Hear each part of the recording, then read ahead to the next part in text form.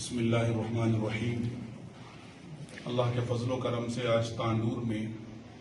وقف بچاؤ تحریک کے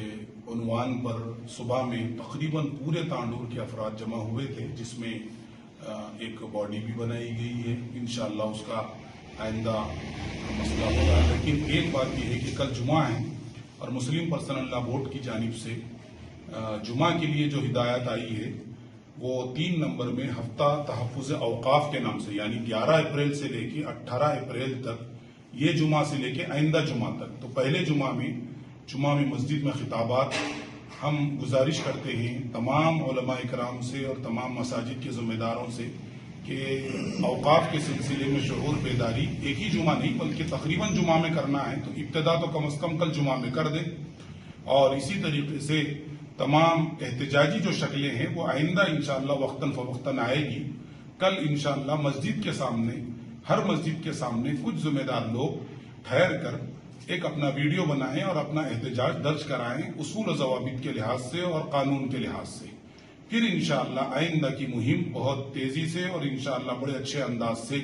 تانڈور اور ضلع کو سامنے رکھ کر طے کی جائے گی۔ کل کے لیے یہ ہدایت ہے انشاءاللہ۔ السلام علیکم ورحمۃ اللہ وبرکاتہ۔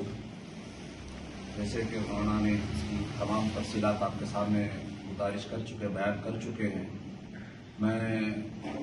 تانڈور کی تمام عوام سے، بلکہ جہاں تک بھی آواز ہماری جا رہی ہے،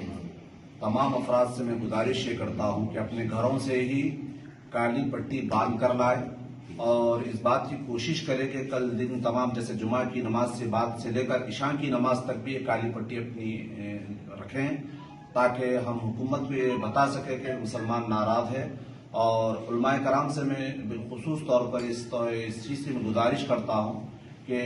نمازوں کے اندر اعلان کریں، جیسے فجر کی نماز کا ہمارے پاس وقفہ موجود ہے، نماز کے اندر بھی اعلان کریں کہ تمام افراد